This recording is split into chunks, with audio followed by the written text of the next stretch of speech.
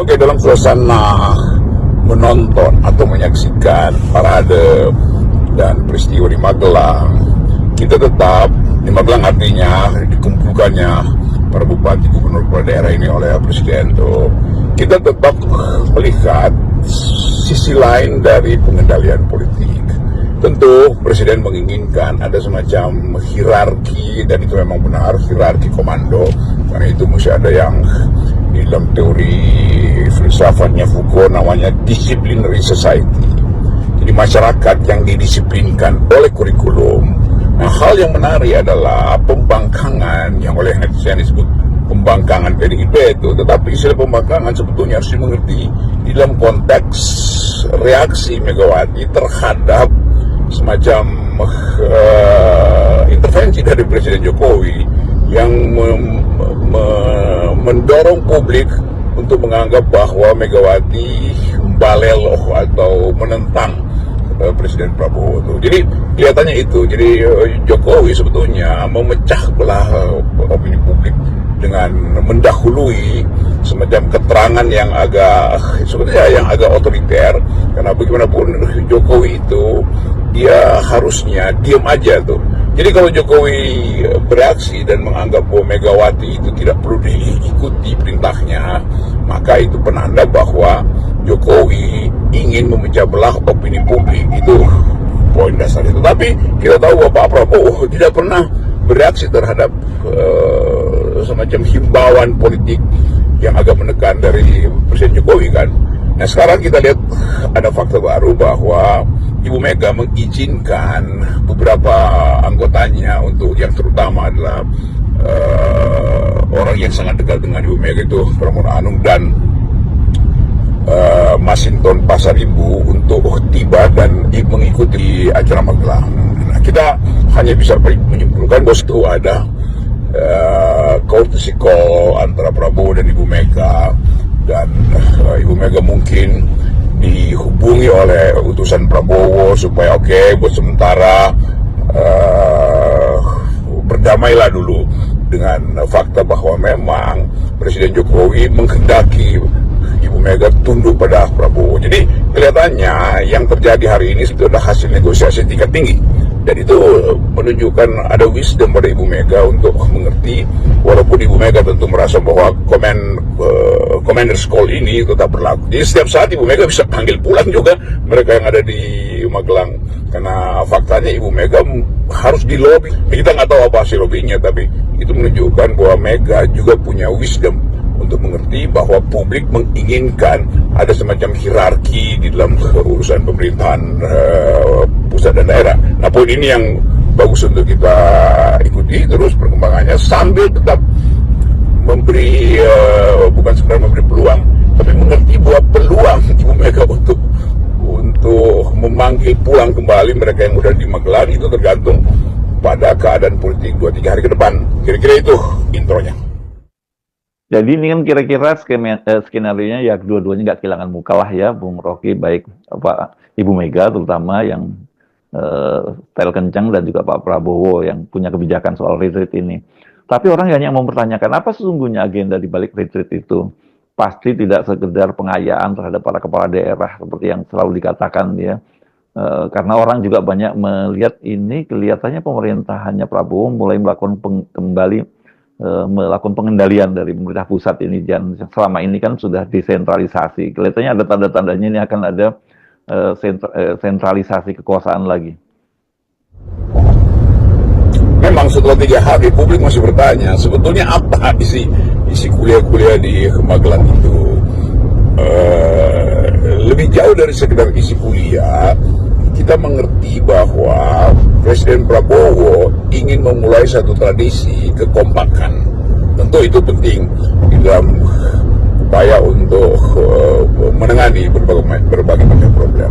Tapi kalau kekompakan sekedar dijadikan alasan, lalu orang bertanya, ya kan bisa dikompakkan dengan instruksi aja kan, karena Presiden kan secara hierarkis memerintah sampai ke tingkat daerah kan. Jadi perluasan pengaruh Presiden itu tidak harus melalui kurikulum yang sekarang 7 hari di Magelang. Tapi saya bisa mengerti karena banyak juga tokoh bupati yang baru, ada yang masih muda itu, yang perspektifnya masih sangat lokal, dan dalam percakapan atau pergaulan selama 1 minggu di Magelang bisa terbuka perspektif baru bagi mereka yang baru mulai mengenali sistem pemerintahan daerah tuh. Tapi juga banyak tokoh di situ yang memang tidak lagi memerlukan kurikulum itu sebetulnya kan. Pramono Anung tentu dia sudah ngerti dari awal apa yang menjadi tugas dia sebagai gubernur DKI, karena dia mengerti semua hal yang penting selama ada di istana tuh. Demikian juga banyak gubernur atau kepala daerah yang sekolahnya bagus sehingga perspektif globalnya juga terandal, kemampuan dia untuk membaca fluktuasi ekonomi juga sudah ya nggak perlu lagi disertifikatkan, kira-kira begitu. Jadi ini soalnya tuh. Lalu muncul semacam sinisme, kenapa sih mesti dikasih sertifikat? Apakah itu jadi semacam penanda bahwa seseorang setelah lulus dari Magelang itu integritasnya udah terpelihara, disiplinnya udah bisa diandalkan, atau perspektif globalnya langsung bisa dihidupkan ketika dia pulang ke daerah. Tapi kita bisa baca bahwa sertifikat itu pasti akan di-laminating, ditaruh di kantor-kantor kepala daerah hanya untuk menunjukkan atau memberi tanda bahwa pernah ada persahabatan antara kepala daerah, dan itu yang memungkinkan kita lihat bahwa fungsi persahabatan itu yang lebih penting ketimbang isi kurikulum itu. Nah, teman-teman di PDIP tentu juga punya sejarah panjang dengan persahabatan karena mereka adalah penguasa selama 10 tahun. Nah, sekarang ada pergantian kekuasaan. Mereka ingin tahu juga bagaimana citra PDIP setelah tidak lagi memerintah. Nah, lobby-lobby di Magelang ini saya kira yang lebih penting, sehingga dalam pertimbangan yang boleh saya bayangkan, Megawati mungkin berpikir ya udahlah kirim ke sana, pantau bagaimana watak dari kepala-kepala daerah yang non PDIP itu, karena PDIP tetap akan jadi leaders di dalam politik legislatif. Anggota legislatif PDIP itu terbesar di tingkat nasional maupun daerah. Jadi pemantauan ini juga penting supaya PDIP punya format berpikir baru tentang perubahan mental atau perubahan kimia ideologi di tingkat lokal, karena mereka lah yang akan menentukan atau menunggu kebijakan Prabowo untuk disesuaikan atau justru untuk dioposisi ke 5 tahun ke depan. Balik lagi ke soal Megawati. Mengapa ini kok Megawati begitu sangat marahnya kepada Jokowi, tapi yang dilampiaskan kepada Pak Prabowo? Ya, peristiwa pembangkangan, sebut saja pembangkangan PDIP terhadap retreat ini juga harus kita lihat dengan mata konseptual yang agak sublim. Artinya begini, kita harus tempatkan pembangkangan Mega ini di dalam konflik berseri antara Megawati dan Jokowi. Kan Presiden Jokowi dari awal memberi sinyal bahwa dia berupaya untuk cari perdamaian dengan Ibu Mega, dan itu tertutup kemungkinan. Dan kan sudah sangat tertutup, cara macam-macam masih dilakukan, mungkin lewat Sultan juga atau lewat tokoh-tokoh, tidak mungkin terjadi. Maka Jokowi mengambil risiko untuk bersaing di dalam duel politik itu, terutama ketika dia mampu untuk melihat celah bahwa Megawati seolah-olah membalelo pada Presiden Prabowo itu. Karena itu dia ambil langkah preemptif. Sebelum Pak Prabowo berkomentar, Jokowi sudah mendahului komentar buruknya soal perilaku Megawati itu menentang Presiden Prabowo kan.